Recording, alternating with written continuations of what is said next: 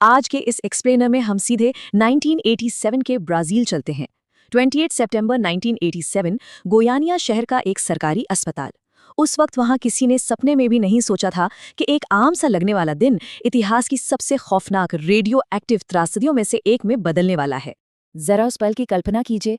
एक हताश और घबराई हुई महिला मारिया एक डॉक्टर के टेबल पर एक भारी सी बोरी पटकती है और वो कहती है, इस बोरी में कुछ तो ऐसा है जो मेरे पूरे परिवार की जान ले रहा है। जाहिर है डॉक्टर को लगा होगा कि कोई आम मरीज है जो पैनिक कर रही है, लेकिन असल में उस बोरी के अंदर जो था ना, वो पूरे शहर के लिए नर्क का दरवाजा खोलने वाला था। अब कोई भी इतनी बड़ी तबाही रातों रात नहीं आती, राइट? इसकी जमीन असल में 2 साल पहले 1985 में ही तैयार हो गई थी। हुआ ये था कि एक रेडियोथेरेपी क्लिनिक को अपनी जगह बदलनी थी, लेकिन एक लीगल डिस्प्यूट हो गया और उस चक्कर में बेहद खतरनाक मेडिकल इक्विपमेंट को उस पुरानी वीरान बिल्डिंग में ऐसे ही छोड़ दिया गया। फिर 10 सितंबर 1987 को वैगनर और रोबर्टो नाम की 2 चोरों ने वहां से एक कीमती दिखने वाली मशीन चुरा ली। उन्हें लगा कि लॉटरी लग गई, लेकिन असल में तो अब सबसे बड़ा सवाल ये उठता है कि उस भारी भरकम मशीन में आखिर ऐसा था क्या। चोरों ने उसे अपने घर ले जाकर खोला। 3 दिन की कड़ी मशक्कत के बाद उन्हें अंदर से एक एल्यूमिनियम का सिलेंडर मिला। जब उन्होंने उसकी कांच की खिड़की को पेचकस से तोड़ा तो अंदर से चावल के दाने जैसी कोई चीज निकली, और जैसे ही उसे छुआ वो एक रहस्यमयी नीले रंग के चमकते हुए पाउडर में बदल गई। मतलब एकदम किसी साइंस फिक्शन मूवी के सीन जैसा, है ना? लेकिन सच कहूं तो ये कोई जादू नहीं था दोस्तों। वो चमकता हुआ पाउडर असल में हाईली कॉन्सेंट्रेटेड सीजियम 137 था। आसान भाषा में समझें तो ये एक बेहद घातक रेडियो एक्टिव नमक होता है। और सबसे खतरनाक बात पता है क्या है? ये पानी और हवा में बहुत आसानी से घुल जाता है। इसके संपर्क में आने का सीधा सा मतलब था मौत को दावत देना, वो भी एक ऐसी मौत जो इंसान को अंदर से खोखला कर दे।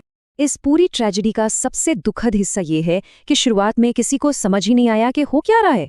उल्टियां होना, डायरिया, शरीर पर जलने जैसे खौफनाक रैशेज और यहाँ तक कि नीले रंग की चमकती हुई उल्टी, इन सब के बावजूद मरीजों को और शुरुआती डॉक्टरों को लगा कि ये कोई सिंपल सी फूड पॉइजनिंग है या फिर डेंगू जैसी कोई बीमारी हो गई है। रेडिएशन का तो किसी के दिमाग में ख्याल तक नहीं आया। अब देखिए कि कैसे एक छोटी सी मासूम उत्सुकता पूरे समुदाय पर भारी पड़ गई। चोरों ने उस मशीन के पुर्जे डिवेर फरेरा के कबाड़खाने में बेच दिए। डिवेर ने जब रात में उस पाउडर को चमकते देखा तो उसे लगा ये कोई जादुई पत्थर है। खुशी खुशी उसने इसे अपने परिवार को दिखाया, अपने रिश्तेदारों को दिखाया। वहां से ये उसके भाई के परिवार तक पहुंचा और घूमते घूमते आखिर में 6 साल की मासूम लीडे के हाथों में आ गया। ये इस पूरी कहानी का सबसे ज्यादा दिल तोड़ने वाला मोड़ है। 6 साल की लीडे को वो नीली रोशनी इतनी जादुई लगी कि उसने वो रेडियो एक्टिव पाउडर अपने चेहरे और हाथों पर मल लिया। वो लिटरली एक बल्ब की तरह चमकने लगी थी। और फिर जो हुआ वो और भी भयानक था। सैंडविच खाते वक्त अनजाने में उसने उस घातक पाउडर का कुछ हिस्सा निगल भी लिया।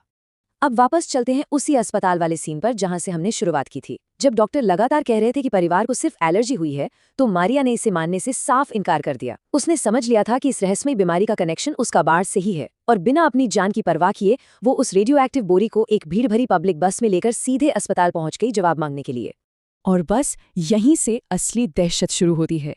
एक युवा डॉक्टर ने जब ध्यान दिया कि क्लिनिक में जो लोग आ रहे हैं, जिनमें वो लोग भी शामिल थे जो मारिया के साथ बस में सफर कर रहे थे, उन सभी में बिल्कुल एक जैसे खौफनाक लक्षण दिख रहे हैं। इमेजिन कीजिए वो मंजर। ऐसा लग रहा था मानो पूरे शहर में सचमुच कोई ज़ॉम्बी अपोकलिप्स आ गया हो। हर तरफ सिर्फ और सिर्फ अफरा तफरी मची हुई थी। फिर एंट्री होती है medical physicist doctor Walter Ferreira की। जैसे ही वो जांच के लिए अस्पताल के पास पहुंचते हैं और अपना रेडिएशन मीटर ऑन करते हैं, मीटर की सुई तुरंत मैक्स आउट हो जाती है, मतलब सीधा आउट ऑफ रेंज।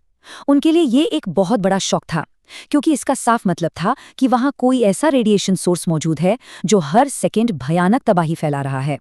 और पता है सबसे डरावनी बात क्या थी? एक बहुत बड़ी तबाही तो बस होते होते बची थी।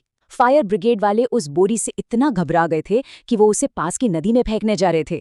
जरा सोचिए, अगर वो ऐसा कर देते तो पूरे शहर की पानी की सप्लाई में रेडिएशन घुल जाता। लकीली डॉक्टर वॉल्टर ने बिल्कुल सही वक्त पर आकर उन्हें रोका और तुरंत पूरे अस्पताल को खाली करवा लिया। अब जरा इस आंकड़े पर ध्यान दीजिए। ये पूरी तबाही, पूरे शहर का इवैक्यूएशन और एक नेशनल लेवल की न्यूक्लियर इमरजेंसी, ये सब सिर्फ और सिर्फ 93 ग्राम सीजियम क्लोराइड की वजह से हुआ था। सिर्फ 93 ग्राम। मतलब महज एक मुट्ठी भर पाउडर ने गोयानिया जैसे बड़े शहर को घुटनों पर ला दिया था। पैनिक का लेवल इतना बढ़ चुका था कि हालात को कंट्रोल करना नामुमकिन सा हो रहा था। अथॉरिटीज को मजबूरन शहर के एक पूरे ओलंपिक स्टेडियम को टेस्टिंग सेंटर में बदलना पड़ा। वहां करीब 1 लाख लोगों का टेस्ट हुआ, जिनमें से 1000 लोग दूषित निकले, 449 अत्यधिक रेडियो एक्टिव थे और 20 केसेस तो इतने एक्सट्रीम थे कि उनका इलाज करना सबसे बड़ी चुनौती बन गया था। इसके बाद शुरू हुआ इतिहास के सबसे बड़े क्लीन अप ऑपरेशंस में से एक। इस सफाई अभियान में तोड़े गए मकानों के मलबे और दूषित मिट्टी को मिलाकर कुल 3500 टन रेडियो एक्टिव कचरा इकट्ठा किया गया और फिर इस भारी भरकम कचरे को शहर से 15 किलोमीटर दूर ले जाकर जमीन की गहराइयों में दफनाना पड़ा। लेकिन इस सब में जो इंसानी नुकसान हुआ ना, वो सच में रुला देने वाला था। जिन 2 चोरों ने मशीन चुराई थी, उनके शरीर के कई हिस्से काटने पड़े। कबाड़ खाने के 2 मजदूरों की बड़ी दर्दनाक मौत हो गई और मारिया, जिसने बहादुरी से बोरी को अस्पताल पहुंचाया था, वो सिर्फ 37 साल की उम्र में इंटरनल ब्लीडिंग से चल बसी। और वो मासूम 6 साल की बच्ची लीडे कुछ ही हफ्तों के बाद वो भी तड़प तड़प कर इस दुनिया को छोड़ गई। और बात सिर्फ रेडिएशन तक नहीं रुकी, क्योंकि ये घटना चेरनोबिल हादसे के ठीक 1 साल बाद हुई थी, तो लोगों के अंदर एक भयानक खौफ बैठ गया था।